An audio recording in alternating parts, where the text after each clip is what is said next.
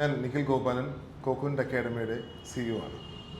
ഇന്ന് നമ്മൾ സംസാരിക്കാൻ പോകുന്ന വിഷയം SAP എന്ന് പറയുന്ന ബിസിനസ് സോഫ്റ്റ്വെയറിനെ പറ്റിയിട്ടാണ്. പല ആൾക്കാരെയും ഒരു തെറ്റായിട്ടുള്ള ഒരു ധാരണ ഇത് BCom-കാർക്കും M.Com-കാർക്കും മാത്രം പഠിക്കാൻ പറ്റുന്ന അല്ലെങ്കിൽ ഇത് അക്കൗണ്ടിങ്ങുമായിട്ട് ബന്ധപ്പെടുന്ന ഒരു സോഫ്റ്റ്വെയർ എന്നുള്ള നിലയ്ക്കാണ്. സത്യത്തിൽ അങ്ങനല്ല. SAP എന്ന് പറയുന്നത് ഒരു ബിസിനസ് സോഫ്റ്റ്വെയർ കമ്പനിയാണ്. SAP എന്ന് പറയുന്ന ഒരു സോഫ്റ്റ്വെയർ ഇല്ല. SAP സോഫ്റ്റ്വെയർ എന്ന് പറയപ്പെടുന്നെങ്കിലും ശരിക്കും ഇത് SAP എന്ന് പറയുന്ന ഒരു ജർമ്മൻ കമ്പനിയാണ്. 1972 സ്റ്റാർട്ട് ചെയ്ത വോൾഡ്രോഫ് എന്ന് പറയുന്ന വലിയൊരു വില്ലേജിൽ സ്റ്റാർട്ട് ചെയ്ത കമ്പനിയാണ്.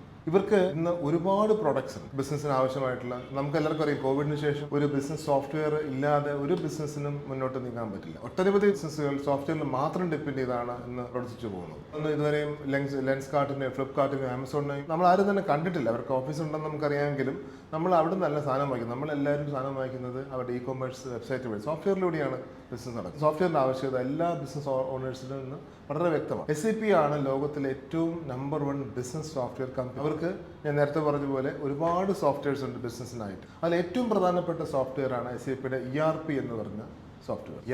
SAPയുടെ ERP ലോകത്തിലെ സോഫ്റ്റ്വെയറിൽ തന്നെ ഏറ്റവും വലിയ സോഫ്റ്റ്വെയറുമാണ് SAPയുടെ ERP പ്രോഡക്റ്റ് അല്ലെങ്കിൽ SAPയുടെ എന്റർപ്രൈസ് റിസോഴ്സ് പ്ലാനിംഗ് എന്ന് പറയുന്ന ഈ പ്രോഡക്റ്റ്. ഈ സോഫ്റ്റ്വെയർ ഒരു കമ്പനിയിൽ ഇംപ്ലിമെന്റ് ചെയ്ത് കഴിഞ്ഞാൽ ആ കമ്പനിയുടെ ഉള്ളിലുള്ള ഒരുവിധപ്പെട്ട എല്ലാ ഡിപ്പാർട്ട്മെന്റ്സും ഓട്ടോമേറ്റ് ചെയ്യാൻ സാധിക്കും. ഈ കാലങ്ങളിലൊക്കെ ഓരോ ഡിപ്പാർട്ട്മെന്റിലും ഓരോ സോഫ്റ്റ്വെയർ ഇംപ്ലിമെന്റ് ചെയ്യുകയും ആ ഡിപ്പാർട്ട്മെന്റ്സ് തമ്മിൽ ബന്ധിപ്പിക്കാൻ മറ്റ് സോഫ്റ്റ്വെയറിന്റെ സഹായം തേടുകയും ചെയ്യുന്ന പറ്റുന്ന ആവശ്യമില്ല. ഒരു സിംഗിൾ സോഫ്റ്റ്വെയർ കൊണ്ട് എൻ്റയർ എന്റർപ്രൈസ് നമുക്ക് കണക്ട് ചെയ്യാൻ സാധിക്കുന്നു എന്നുള്ളതാണ് ഏറ്റവും വലിയ അഡ്വാൻറ്റേജ് SAPയുടെ ERP സോഫ്റ്റ്വെയർ കൊണ്ടുണ്ട്. അപ്പോൾ ഈ സോഫ്റ്റ്വെയർ സ്വന്തമായിട്ട് പഠിക്കുക എന്നുള്ളൊരു കൺസെപ്റ്റ് ഒന്നുമില്ല.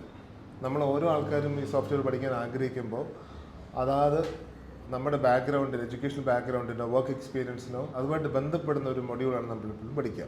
ഇനി എന്തിനു പഠിക്കണം? SAPയുടെ സോഫ്റ്റ്വെയർ ആണ് വേൾഡിലെ ഒരുവിധപ്പെട്ട നല്ല ബിസിനസ്സുകളെല്ലാം ഉപയോഗിക്കുന്നത്. ഇപ്പോൾ നിങ്ങൾക്ക് അറിയാമായിരിക്കും, global 2000 list of companies, Forbes magazine എല്ലാ വർഷവും പുറത്തിറക്കുന്ന ഗ്ലോബൽ 2000 കമ്പനീസ് നോക്കുവാണെങ്കിൽ 89% കമ്പനീസിലും SAP സോഫ്റ്റ്വെയർ ഇന്ന് ഉപയോഗിക്കുന്നുണ്ട്. അതായത് നാളെ നിങ്ങൾക്ക് ഏതെങ്കിലും ഒരു നല്ല കമ്പനിയിൽ വർക്ക് ചെയ്യാൻ ആഗ്രഹം ഉണ്ടെന്നുണ്ടെങ്കിൽ ആ കമ്പനി തീർച്ചയായിട്ടും SAP സോഫ്റ്റ്വെയർ ആയിരിക്കും ഉപയോഗിക്കുന്നത്. അതുകൊണ്ട് തന്നെ ഇന്ന് SAP പഠിക്കേണ്ട ആവശ്യം വളരെ കൂടുതലാണ്. അത് BCom-കാർക്ക് മാത്രമല്ല, MBA-കാർക്ക്, BTech-കാർക്ക്, MSc-കാർക്ക്, ഫിനാൻസിൽ ലോജിസ്റ്റിക്സിന് ഏത് മേഖലയിൽ നിന്ന് വരുന്ന ആളായിക്കോട്ടെ അവർക്കൊക്കെ SAPയിൽ ഒരു ഓപ്പർച്യൂണിറ്റിയാണ്. എന്തായാലും ഒരു നല്ല കമ്പനിയിലായിരിക്കും ജോലി ചെയ്യാൻ ആഗ്രഹിക്കുന്നത്. അത് നല്ല കമ്പനിയാണോ SAP ആയിരിക്കും അവിടുത്തെ software.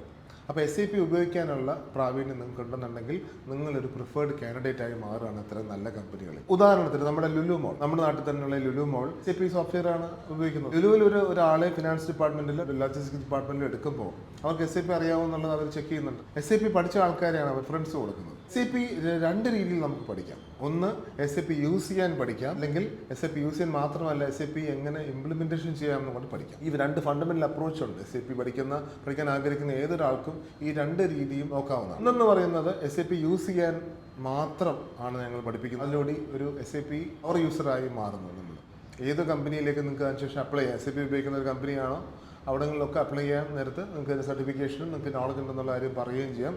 Obviously you will become A preferred candidate. അതുപോലെ തന്നെയാണ് ഒരു ഓപ്പർച്യൂണിറ്റിയാണ് IT കമ്പനികളിൽ. SAP നമുക്ക് യൂസ് ചെയ്യുന്നതിനപ്പുറം എങ്ങനെ ഇംപ്ലിമെന്റേഷൻ ചെയ്യാമെന്നും കൂടെ നമ്മൾ പഠിക്കുകയാണെങ്കിൽ തീർച്ചയായിട്ടും നിങ്ങൾ ഒരു IT മേഖലകളിലും അപ്ലൈ ചെയ്യാൻ പറ്റുന്ന ഒരു നിലയിലേക്ക് നിങ്ങൾ മാറുകയാണ്. IT മേഖലകളിൽ ഇപ്പോൾ നമുക്കറിയാം, വിപ്രോ, ഇൻഫോസിസ്, TCS പോലുള്ള കമ്പനികളാണ് SAP മറ്റ് ബിസിനസ്സുകൾക്ക് ഇംപ്ലിമെന്റ് ചെയ്ത് കൊടുക്കുന്നത്. ഇവിടങ്ങളിൽ വർക്ക് ചെയ്യുന്ന SAP കൺസൾട്ടൻസ് ആണ് അത് ചെയ്യുന്നത്. One of the highest paid jobs ആണ് SAP കൺസൾട്ടിംഗ് എന്ന് പറയുന്നത്. ഞാൻ ഈ പറഞ്ഞ പോലെ ഈ രണ്ട് രീതിയിൽ SAP നമുക്ക് സമീപിക്കാം. ആദ്യം പറഞ്ഞതിന് യൂസർ ലെവൽ കോഴ്സ് എന്നും രണ്ടാമത് പറഞ്ഞതിന് കൺസൾട്ടന്റ് കോഴ്സ് എന്നാണ് പറയുക.